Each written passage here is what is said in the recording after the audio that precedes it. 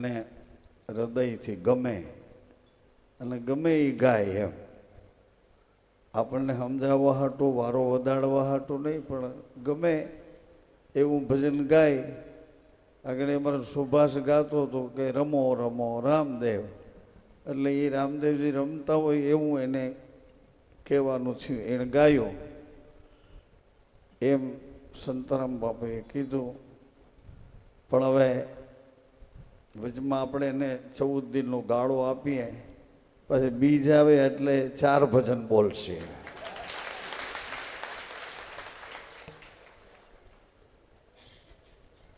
આ ભજન સાંભળીને મને એમ થયું, બહેનો ભાઈઓ, જામનગર જિલ્લામાં હાલાર પ્રદેશમાં એક નેક નામ કરીને ગામ છે. નેક નામ, ગામનું નામ જ નેક નામ છે બાપુ. એ જીવો સુમરો એક મુસલમાન બિરાદરીનો પ્રેમી આત્મા રહેતો તો જીવો સુમરો. આ જીવા સુમરાને જામ સાહેબની નોકરી હતી તે પૂરી થઈ, પછી નિવૃત્ત થઈ ગયા. પછી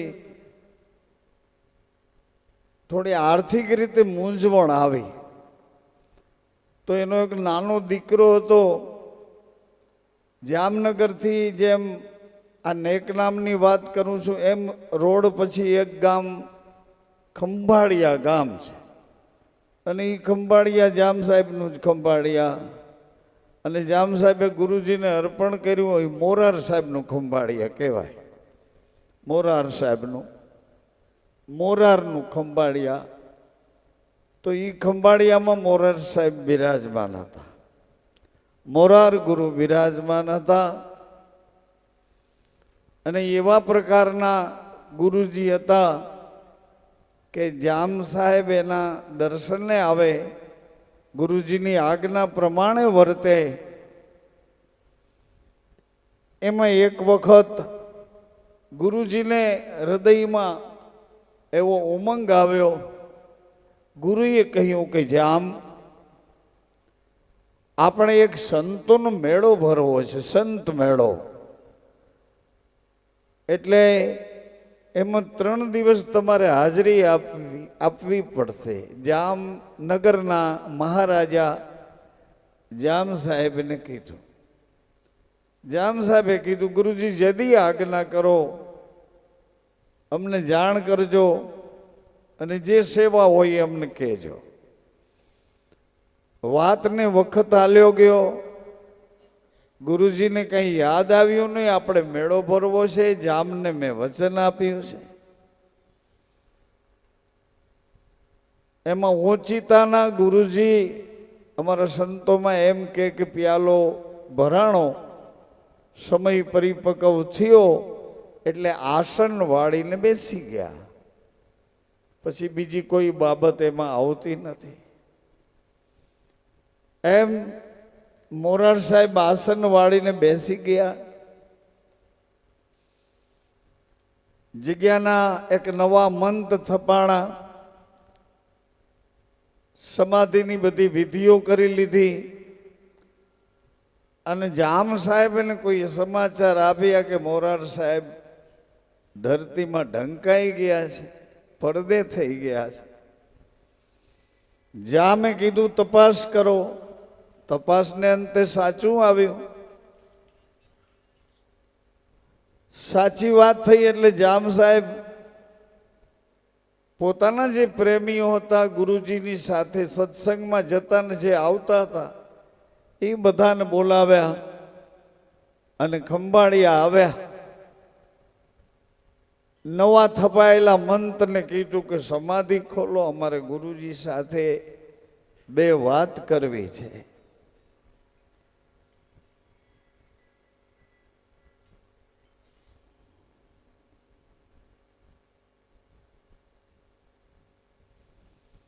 નવા મંતે કીધું કે તો મારો દેહ પડી જાય, બાકી ગુરુની સમાધિ ખોલવા ન દઉં.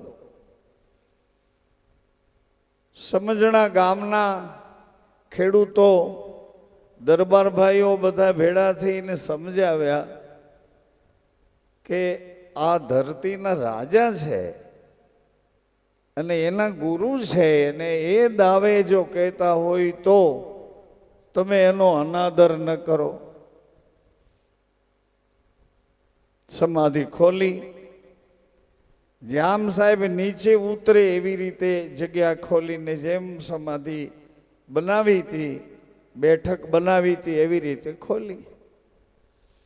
જામ સાહેબ બાબુ નીચે જઈને ગુરુજીની સામે બેઠા, આસન વાળીને બે હાથ જોડીને ગુરુજીની પૂજા પ્રાર્થના કરી, જ્યોત કરી. ગુરુજીને ધા એટલે પુકાર કર્યો કે બાબા તમે તો મને વચન આપ્યું હતું કે સંતનો મેળો ભરવો છે અને એ મેળામાં તારે હાજરી આપવાની છે. જામ ભાઈ અવશ્ય કેમ થાય છે કે બાપુજી આપનો હુકમ, ચોક્કસ અમે હાજરી આપશું. ગુરુદેવ આ શું કર્યું? વચન આપ્યા પછી પડદે કેમ થઈ ગયા? એક બે ને ત્રીજે સાદે ગુરુજીએ આંખ ઉગાડી. આંખ ઉગાડીને આમ જા જોવે તો જામ સાહેબ સામે બેઠા છે. અરે ભાઈ તું આવી ગયો બાપ? પણ બાપા તમે વચન આપ્યું તું આપણે સંતોનો મેળો ભરવો છે અને આમ કેમ કર્યું? હાલો બાપા હાલો, બહાર પધારો, આપણે સંતોનો મેળો ભરીએ. આ કોઈ દંતકથા નથી, દંતકથા સાંભળેલી કથા નથી, અથવા તો આ કોઈ કથા ઉપજાવી કાઢેલી નથી. ઘટના બનેલી છે, અમારા પૂર્વજો એના સાક્ષી છે, જેના ગીતો ગાય છે એ બધા એના સાક્ષી, એના ભજન રીડે છે એ એના સાક્ષી. રજમોરાર આજે એવા એના બધા પદો હતા. જામ સાહેબે કીધું કે ભાઈ હવે સમાધિમાં બેસી ગયા પછી બહાર નીકળશું તો લોકો આપણા વગોણા કરશે, આપણી વાતું કરશે. કેમ કરશું? કે બાપા જગત ભલે જેમ બોલવું એમ બોલે, પણ હું તમને ખાતરી આપું છું કે આપણા પરગણામાં કોઈ કાંઈ નહીં બોલે. પધારો બાપા, બહાર પધારો. જામ સાહેબે કીધું કે ભાઈ, અરે મોરાર સાહેબે કીધું કે જામ તપાસ તો કર, કોઈ મોતને પાછું ઠેલ્યું હોય તો ઇતિહાસના ચોપડે તપાસ કરીને મને યાદી તો કર કે કોઈ મોતને પાછું ઠેલ્યું. સમજણા હતા એ બધા સત્સંગીઓ બોલ્યા કે પિતા ભીષ્મ પિતામહ એણે મોતને 6 મહિના સુધી બાણની પથારીમાં સૂતા, 6 મહિના મોતને પાછું રોકીને રાખ્યું. મોરાર સાહેબે કીધું કે જામ ભીષ્મ પિતા જો 6 મહિના મોતને પાછું રોકતા હોય તો મોરાર મહિના 12. તો કે આપણે 12 મહિના સુધી મોતને ભલે આનંદ કરતું આ સમાધિના ખાડામાં ભલે બેઠું રહે. હાલ બાપા હાલ, બહાર પધાર્યા. અને બહાર પધાર્યા પછી આખા એ હાલારના જામનગરના મહારાજાએ પોતાના રાજના બધા ધનકોષ અન્નકોષ બધી બાજુથી એને છૂટા કર્યા, ખુલ્લા કર્યા, મુક્ત કર્યા કે આનો સદુપયોગ આ ગુરુજી 12 મહિના 3 દિવસનો મેળો એને બદલે 12 મહિનાનો મેળો કરો અને બધાય જેટલો લાભ લે એટલો લાભ લેવા દો. જામ સાહેબે જાહેર કર્યું મેળો 3 દિવસનો નથી, ગુરુજી રોકાઈ 12 મહિના તો 12 મહિનાનો મેળો છે. રસોડા ખોલ્યા છે, સાધુ સંતો અતિથિ અભ્યાગતો જે કોઈ આવે એને આદરથી સન્માન કરવામાં આવે છે. ભજન બોલે એને ભજન, કીર્તન બોલે એને કીર્તન, જે રીતે પોતાનો આનંદ વ્યક્ત કરે એ બધાને ચારે બાજુ સગવડતાઓ આપી. એમાં એક સાધુ આવ્યો. તપસ્વી સાધુ છે, વિરક્ત સાધુ છે. જામ સાહેબની બે બાજુ ભર્યા, ભંડાર ભર્યા. એવી રીતે ધન રાશિ, વસ્ત્ર, જે કંઈ સામગ્રીઓ સાધુ સંતોને દેવા યોગ્ય, અતિથિને દેવા યોગ્ય, જરૂરિયાતમંદને દેવા યોગ્ય, બાપા જે રીતે આપે એ રીતે રાજીપે બેઠા. જામ કોઈને ધન જોતું એને ખોબા ભરીને ધન આપે, કોઈને વસ્ત્ર જોતા હોય, કોઈને ચાકડીઓ જોતી હોય, કોઈને કંઈ જોતું હોય. કોઈ વાતની ના નથી.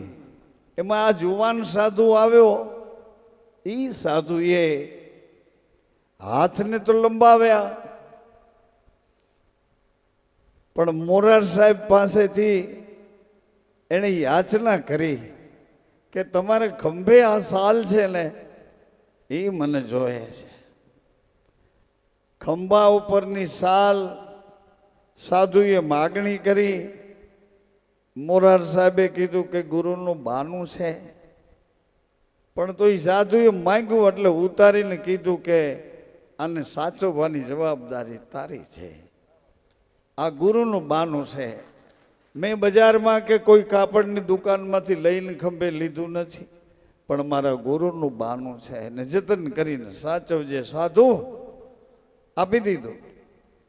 અને એ સાધુ મેળો છોડી ત્યાંથી નીકળી ગયા. જુવાન સાધુ યુવાનીની મસ્તીમાં તપબળવાળા ચાલતા ચાલતા સિદ્ધપુર પાટણમાં આવ્યા.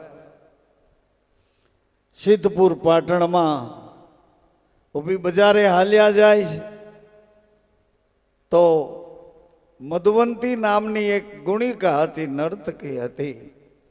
નાચ ગાન કરી લોકોને રીઝાવી પેટ ગુજારો કરનારી એ મધુવંતી ગુણિકાની હવેલી પાસે આ સાધુના પગ રોકાઈ ગયા. ઉપર સંગીત વાગતું હતું, 7મે માળે સંગીત વાગે. આણે ઊભા ઊભા સાંભળ્યું. સાંભળતા સાંભળતા એનું મન ખેંચાણું. પગથિયા ચડતા ચડતા ત્યાં પહોંચ્યા જ્યાં અમીર ઉમરાઓના દીકરાઓ કોઈ સંગીતને માણવા, કોઈ પોતાની વાસનાઓને માણવા આવી રીતે ઉત્તેજિત થઈને બેઠેલા. કોઈ રૂપિયાના ઘા કરે, કોઈ કંઈ કોઈ કંઈ. એ સંગીત પૂરું થયું, બધાય ઉતર્યા એક પછી એક. આવડા યુવાન સાધુ ઉતર્યો નહીં, તપસ્વી ઉતર્યો નહીં. એટલે મધુવંતી તો પોતાના કમરામાં ચાલી ગઈ છે. એક દાસીએ જઈને કીધું કે માલકીન, એ કોઈ તપસ્વી ઓ નીચે નહીં જાતા, યહાં ही ખડા. એટલે આણે કીધું એને જોતું હોય આપો. આણે ચાંદીના રૂપિયાનો ખોબો ભરીને થાળમાં આપ્યા. પણ ઓલા તપસ્વીએ ના પાડી કે મને ધન નથી જોતું, મને તો તારી માલકીન પાસેથી હજી એક ગીત સાંભળવું છે. દાસી આવીને કીધું કે એ તો એક ગીત સાંભળવાનું કહે છે. મધુવંતી બહુ રાજી થઈ કે મારી જિંદગીમાં પહેલી વખત કોઈ તપસ્વી જો મને સાંભળવા રોકાણો હોય, કે મારી આ હવેલીમાં કોઈ ચડી આવ્યો હોય તો એ પહેલો છે, અને મારે ગીત ગાવાનું કીધું એ મને પહેલું છે.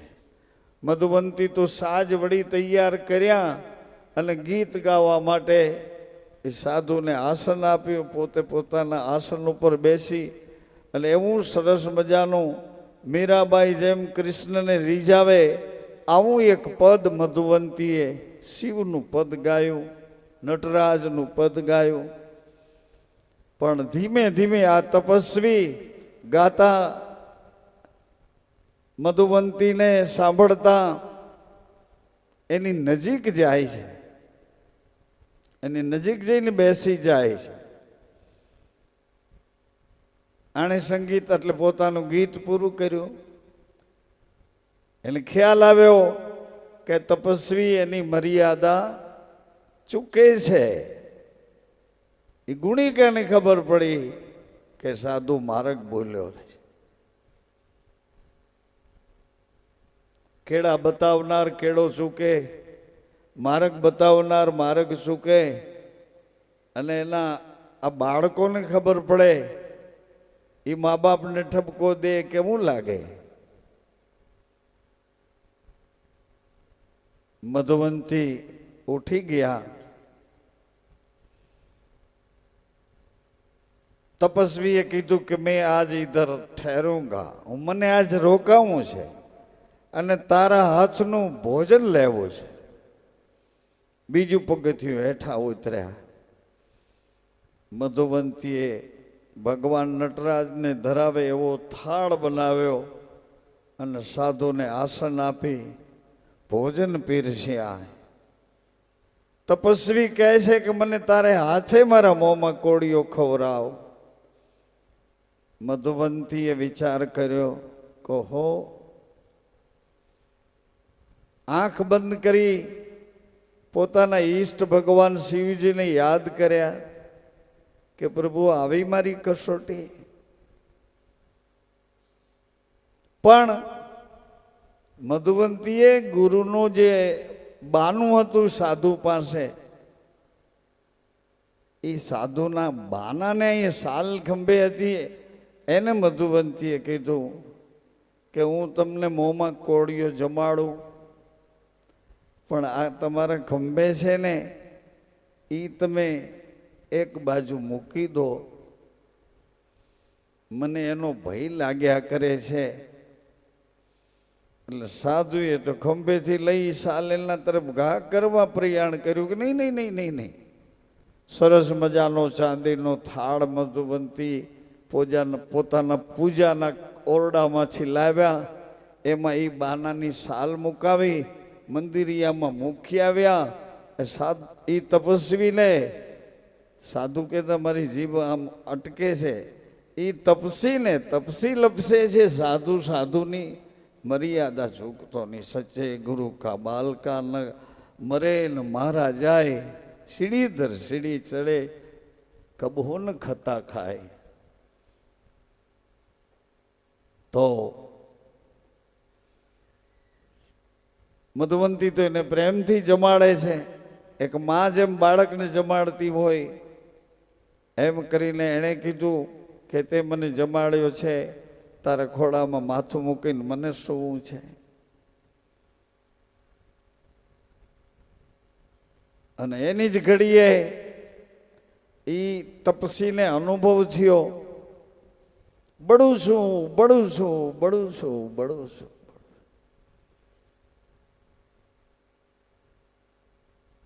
હાલ બેહાલ બની ગયા, વેર વિખેર, મનોદશા આખી એની બગડી ગઈ.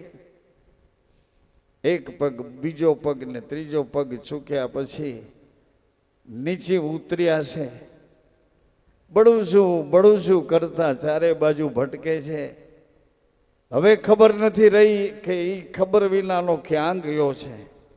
સમય ચાલ્યો ગયો. મધુવંતી બીજા દિવસે એ સાલ ગુરુની હતી, મધુવંતીને ખબર નથી, પણ એમાં કરંટ હતો એનો અને અનુભવ થયો.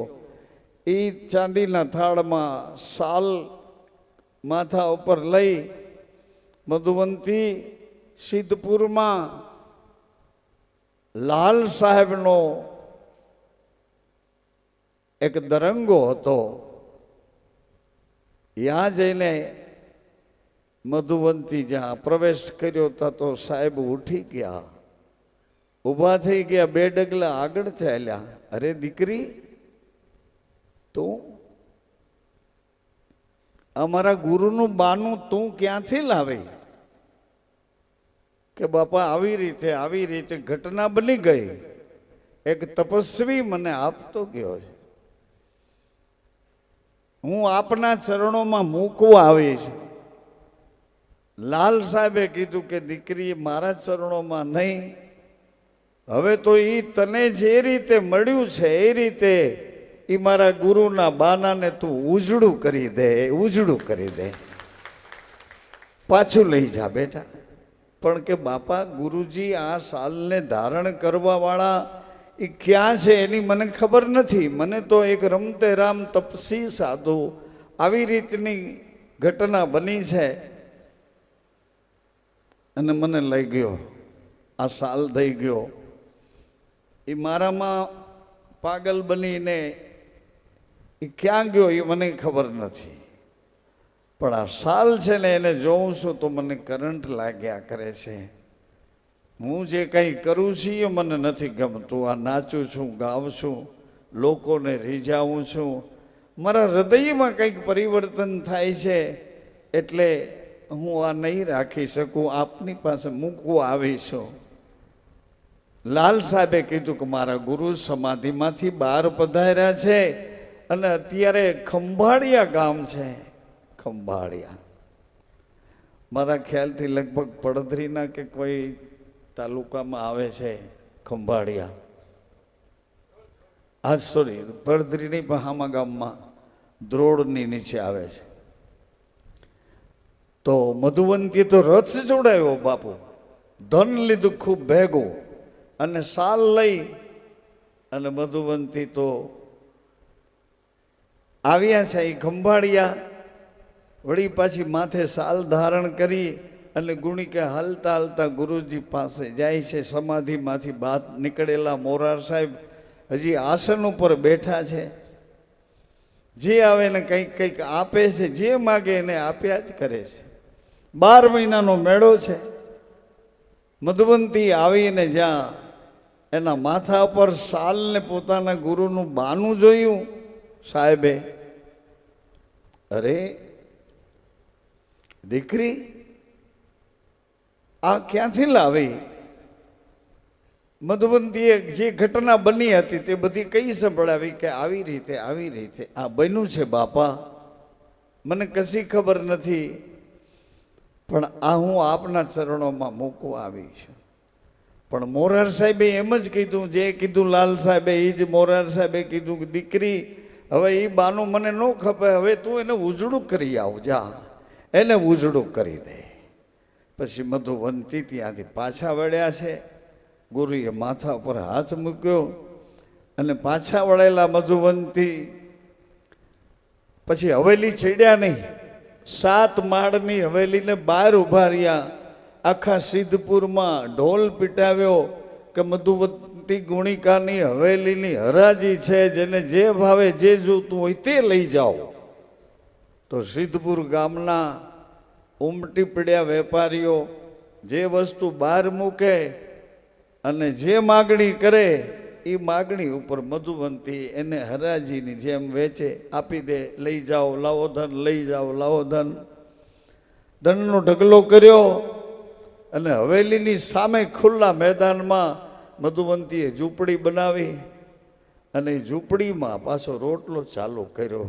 સાધુ સંતો અતિથિ અભિયાગતો કોઈ પણ આવે વસ્ત્ર ઉતારી નાખ્યા અને ગુરુના વસ્ત્ર પહેરી લીધા, સાલ ખંભે રાખી અને મધુવંતીનું જીવન આખા પરગણામાં બધાએ વિચાર કરે કે આને શું થયું, આને શું થયું, આ ગુણિકાને શું થયું. ઘડીકમાં લોકો ભરોસો ન કરે કે આ શું છે, આ આવી રીતનું કોઈ નાટક ન હોય, પણ છે ખરેખરો રંગ, પણ લાગ્યો છે ક્યાંથી. એમાં સાધુ સંતો તો કોઈ જાત પાત કે કર્મ જોતા નથી.